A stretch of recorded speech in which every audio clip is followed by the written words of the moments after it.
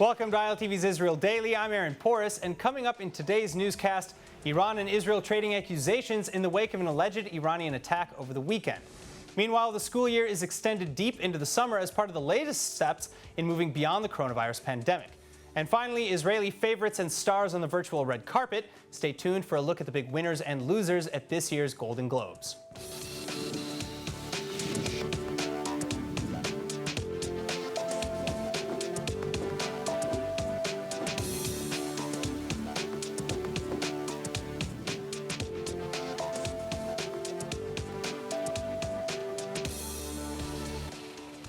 A dangerous back and forth rapidly developing in the Middle East. Israeli Prime Minister Benjamin Netanyahu laying the blame squarely on Iran for an explosion that hit an Israeli-owned cargo ship last week in the Gulf of Oman. The Israeli-owned MV Helios Ray cargo ship was attacked last week with mines attached to the ship by a fast-working IRGC commando unit. Or at least so says Hebrew media Monday morning, contradicting earlier speculations that the explosion in the Gulf of Oman was the work of a missile. אנחנו כבר יודעים להגיד ממה נגרמה הפגיעה באותה ספינה ישראלית, והאם התוקפים ידעו שמדובר בספינה ישראלית? זה פגיעה של מוקש שהוצמד מבחוץ, כנראה על ידי כוח קומנדו בפעולת שייט במהלך הלילה. שתיים, זה פעולה שכוונה נגד ישראל, כי מאוד קל להיכנס לכל הרשתות הגלויות ולדעת מי הבעלים של הספינה. והאיראנים הם מתוחכמים. But either way, Israeli Prime Minister Benjamin Netanyahu likewise blaming Iran and vowing to respond. תהיה תגובה, נכון? קודם כל זה אכן פעולה של איראן, זה ברור. ולגבי התגובה, אתה מכיר את המדיניות שלי. איראן היא האויב הגדול ביותר של ישראל. היא תקבל תגובה על העניין הזה. איראן היא האויב הגדול ביותר של ישראל, אני נחוש לבלום אותה, אנחנו מכים בה בכל האזור. ולאיראן הכי חשוב לא יהיה נשק גרעיני, עם הסכם או בלי הסכם, את זה גם אמרתי לידידי הנשיא ביידן. Iran, for its part, however, rebuking Israeli allegations. Foreign Ministry spokesperson Saeed Khatibzadeh saying that we strongly reject this accusation and that the security of the Persian Gulf is extremely important for Iran. The explosion striking the Israeli-owned Bahamian-flagged MV Helios Ray last Friday as it was leaving the Middle East towards Singapore. The crew is unharmed, and the ship is docked in Dubai for investigation and repairs. Meanwhile, to Israel's north, Jerusalem allegedly making good on vows to prevent Iranian influence in the region. Syrian state TV reporting air defenses activating around Damascus Sunday night to repel an Israeli missile attack from the Golan Heights. And quoting unnamed military sources, the Syrian media alleged that the projectiles were all shot down before reaching their targets, with no casualties reported. Israel, on the other hand, continuing its policy of neither confirming nor denying specific actions across the border, though Defense Minister Benny Gantz is repeating that Israel takes, quote, almost weekly action to prevent Iran's entrenchment to the north in Syria. In fact, hundreds of such attacks have been allegedly linked to Israel over the last few years, with Israel rarely acknowledging any of them. Moving on now to politics, the newly partnered religious Zionist alliance made of Bezalel Smotrich's Tkuma party and Itamar Ben-Gvir's Otzma Yehudit is causing a stir in Jerusalem. Critics accusing party leadership of being neither religious nor Zionist, with both Smotrich and Ben-Gvir fairly consistently making controversial headlines over the years. But here with the party's 2021 platform, number 4 on the party's Knesset elections list, attorney Simcha Hotman. Simcha, it's so great to have you here with us. Thank you. Thank you. All right, so I guess first off, let's get started. What is the new 2021 platform? Is it fair that these accusations are calling you neither religious nor Zionist? Yeah, I never heard those accusations until now, and I think it's not definitely not fair. The Religious Zionist Party have a wide variety of religious Zionist from all kinds, from the religious Zionist population in Israel, and of course committed. We are the only party that is committed to the religious Zionist values, to have a Jewish state, to have to the Eretz Israel, to land of Israel and the settlements, and changing the justice system and education, Jewish education. These are the main issues of the new platform. And we are the only party that commits 100% that we will only join right-wing government, and we will only join a coalition that is committed to pushing forward those values. All right, so here's the thing, though, because going back to a lot of those criticisms, they're pointing, and you mentioned here, forming a Jewish state, pro-settlements, and for changing the Jewish education. In what way do you mean that? Because there are a lot of critics who say that Tkuma and Otzma Yehudit, now both parties in the National Zionist Religious Party, are racist, homophobic, and there are a lot of criticism. I never heard any accusation on Tkuma, but it's, again, the name of the party is the Religious Zionist. The people that are in the party, I was never a part of Tkuma. I never joined the party Tkuma, neither Otzma Yehudit. I joined the Religious Zionist party. Most of the people in the list are either new to politics or were part of the general list of the religious Zionist parties. Sadly, we wanted to make a merge with the Beit Yehudi, another religious Zionist party that existed, but sadly it didn't work. But the candidates, number 2 was elected as a candidate for the Beit Yehudi, a religious Zionist party in Givat Shmuel. Number 7 was part of the institutions of the Beit Yehudi party. The party is formed of all kinds of religious Zionists, definitely not only the historical party of Tkuma and Otzma Yehudit running as a separate, as a technical bloc, not as part of the religious Zionist party. Itamar Ben-Gvir is number 3 on the list. It's on number 3 on the list, but it's a separate party. After election, Bezrat Hashem, he will act as his own party. He's not part of the religious Zionist party, not because we are. I'm not trying to put anything bad on him. It's just a different ideology. We ran together because the Israeli public remembers 1992. We remember in 1992 the right-wing parties ran by themselves, and although there was a majority to the right-wing coalition, because of the threshold, we had the left-wing coalition. With Ben-Gvir and Michael Ben-Ari, where does that party... Michael Ben-Ari is not on the list, is not also on the... Thank you for correcting me. But where does Otzma Yehudit, because you're saying that, we're running together, but afterwards they're essentially going to be their own party. Where do you differ on your policies? Otzma Yehudit, the main focus is about issues of you would call hardcore right-wing party. They really, it's not part of their own agenda, the threat, making the Jewish education in Israel, which is a very problematic issue. It's very expensive.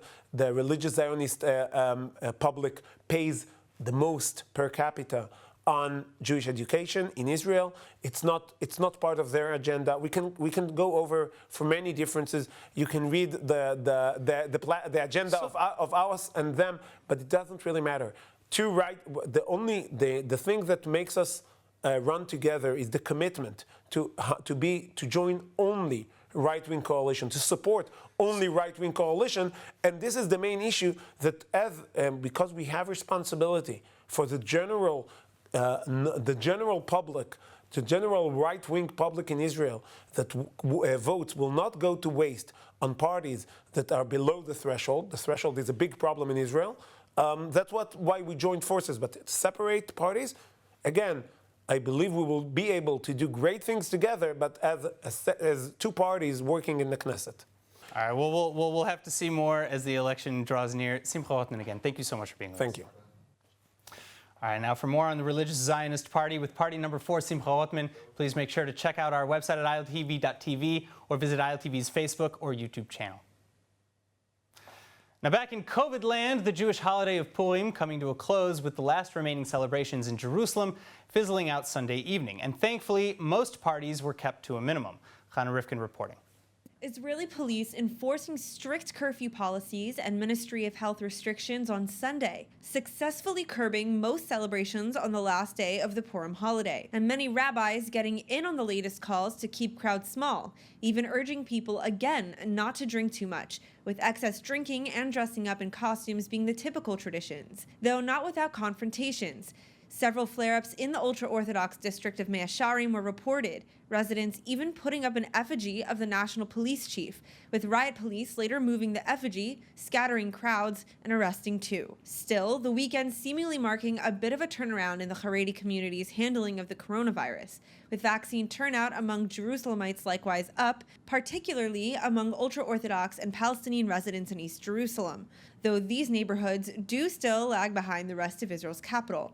In any case, Israel's overall battle against the coronavirus is advancing somewhat on time, with a 5-stage exit plan moving forward as the infection rate drops to 5.4%, with 38,480 people now actively sick, 742 of whom are in serious condition. And as part of the plan, over 4.7 million Israelis are now vaccinated, with 3.3 million of whom have received both doses. Finally, as for education, following 3 nationwide lockdowns, the school year will likely be extended until the end of July, with Prime Minister Netanyahu personally promising to compensate school staff for their extra time. Only 12th graders are expected to be exempt from the extension so as not to delay their drafting to the IDF. In other news, Israel has made many successful moves when it comes to the coronavirus pandemic, but one controversial decision has not aged so well, and it's now back in Israeli headlines. Israel's High Court now imposing new limits on the Shin Bet's COVID surveillance program. The program initiated last summer as an added method of COVID contact tracing, and the Shin Bet security services were engaged against their recommendation to use terrorist phone tracking technology on unsuspecting Israeli civilians. An expanded 7-justice panel on Monday, however, reining in the Shin Bet's jurisdiction and ruling that as of March 14, the surveillance can only be used on citizens who do not cooperate with contact tracers or who do not recall their whereabouts for the purposes of assisting epidemiological probes. And now returning for a moment to the coasts, more than a week has passed now since the start of the worst ecological disaster in Mediterranean history. Authorities still ordering everyone but cleanup volunteers to steer clear of the beaches that have been covered in black tar, 160 kilometers of coastline stretching from Rosh Hanikra in the north to Ashkelon in the south. And here with the update is Yigal Ben-Ari, head of Marine Ranger Force for the Israel Nature and Parks Authority. Yigal, thank you so much for being with us. Now, you are now at the headquarters of the cleanup. Where is it, and how are you separating the volunteer work? You know, what needs to be done? Good evening. Israel have 190 kilometers of a coastline. The pollution are actually all over the place. We are after the main work, and most of the job, the sand beach is actually most of it clean, but still we have lots of rock beach, or beach rock, is the right word, beach rock still filled with tar, which is very difficult to collect. As you can see, we have thousands of volunteers. I'm talking about around 10,000 volunteers was working with us in the last 7 days. Still lots of work to do, hand job. And I hope in the next week we'll be able to estimate again and understand exactly what work we still have to do. All right, well, you mentioned that you have thousands of volunteers. You know, is a lot more, how much more manpower is needed maybe, and how much progress have volunteers made so far? Will the beaches be back to normal anytime soon? First of all, the volunteers was one of the greatest things I saw in the last few years. It's unbelievable. Just to let you understand, few of the teams of the corona in the hospitals arrived. Doctors, nurses come to help us on the beach. Wow. It was warming to see how much or how many people are actually care about the beach and about our nature. And they give us tremendous help.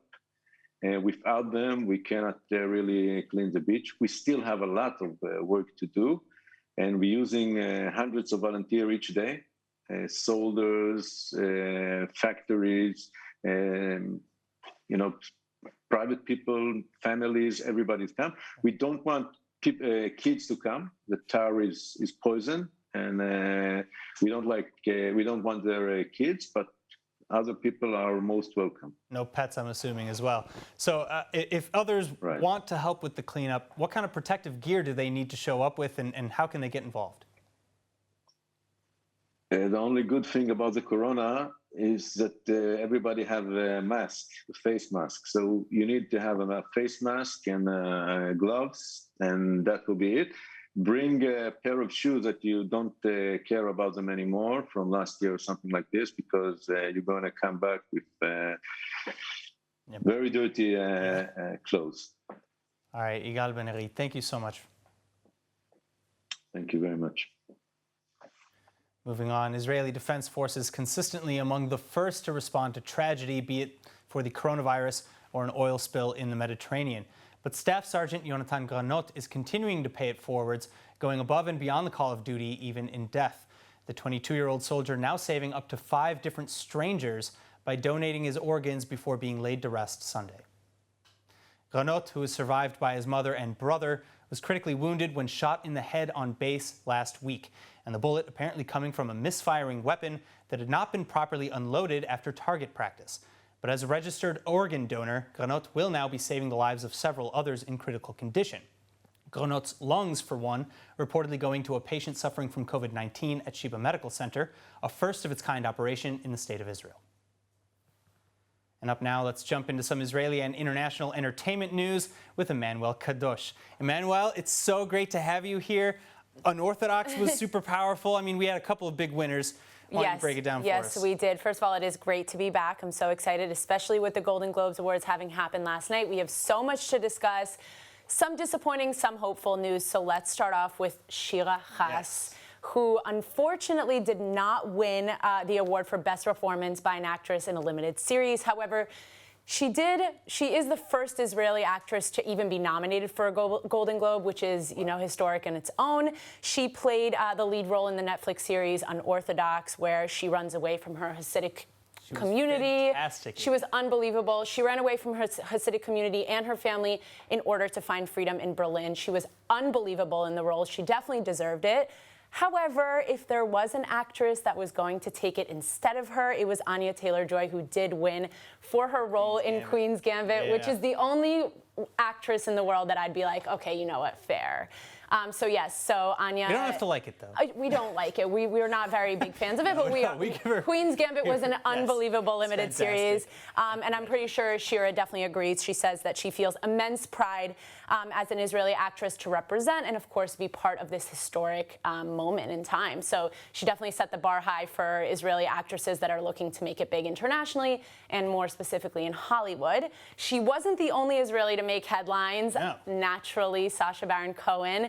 Borat 2 from Amazon Studios actually won best movie film. Yes, best film, comedy, or musical, and Sacha Baron Cohen himself won the award for best actor in a comedy, which is epic. I think that's totally amazing, especially considering it's not exactly a scripted comedy. It's not exactly a scripted comedy, and neither was his acceptance speech. Take a look at this clip really quickly. Sacha Baron Cohen, Borat subsequent movie film.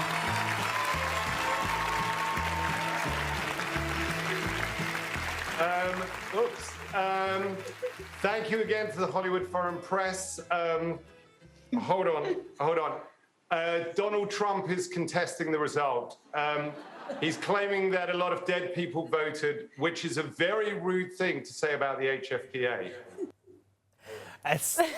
He's one of those guys who makes just random funny. Sentences funny. Right, like even in his acceptance speech, he was going to make it funny. He did mention later on in this acceptance speech that he did make this entire film because of Donald Trump. He felt that democracy was in danger and that if he didn't get this film out before people went to the presidential elections last year, then he would have just not been able to live with himself. He wanted to expose the same topics that he did in Borat 1, in Borat 2, and I think he definitely succeeded. So I think a huge congratulations for both Shira Haas and Sacha Baron Cohen. And to all of the winners. Of course, but we're very, we're sitting here and impartial. we're talking like we're bitter, but really, everybody. I think that the people who won for the most part, deserved it. There was a little bit of controversy about diversity. I think that was a huge topic, even in the intro with the actresses that were presenting the awards. And I think that there was a lot more to say, and we're hoping to see some change in next year's awards. Yeah.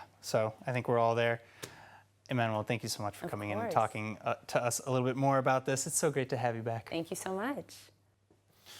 All right, now speaking of claiming attention, while stars in Hollywood have publicists, businesses often rely heavily on ads with painstaking attention to details. In fact, one wrong element and an ad can go from getting an A+ to an F for effort.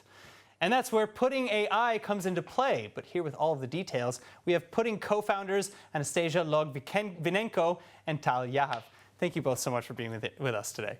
Thank you very much for having us here. All right, so my first question, what is PuttingAI exactly, and what is unique that PuttingAI provides? Anastasia. Okay, so PuttingAI is a creative intelligence platform. Basically what we do, we help marketers to get creative insights in real time. The way that it works in some words is that we can automatically connect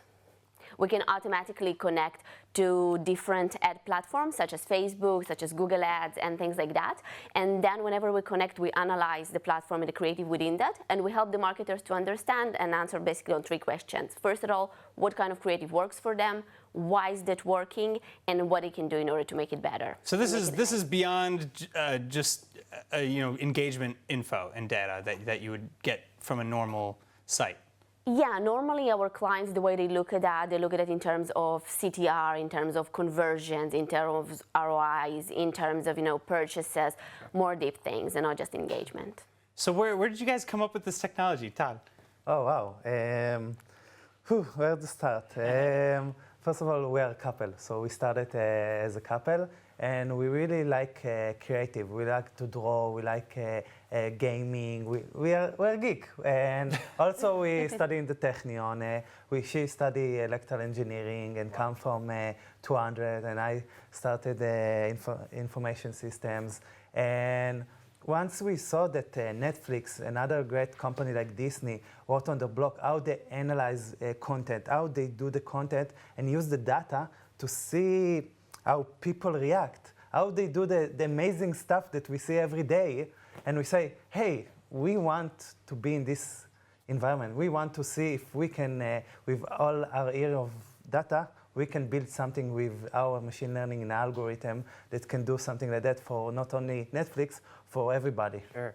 All right, so what are some of the improvements that you've gotten for clients? Do you have maybe like a case study? Because I know I read on your website, and I love that your name comes from that idiom, the proof is in the pudding. So show us the proof. Where is that?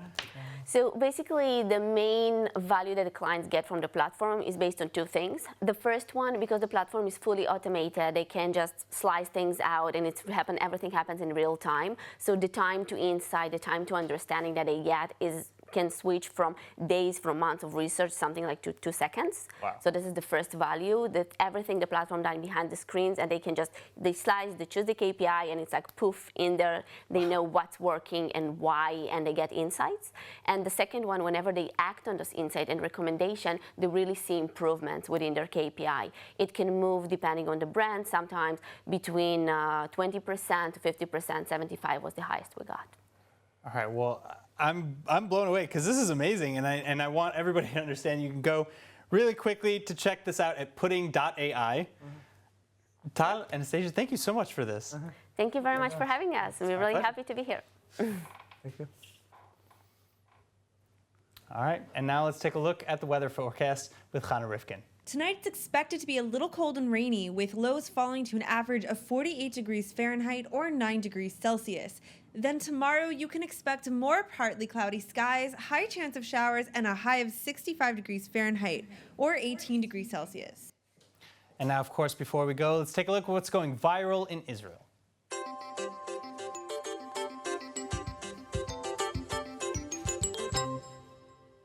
Coons is there, and I think root out systemic racism in his community stood up again for me.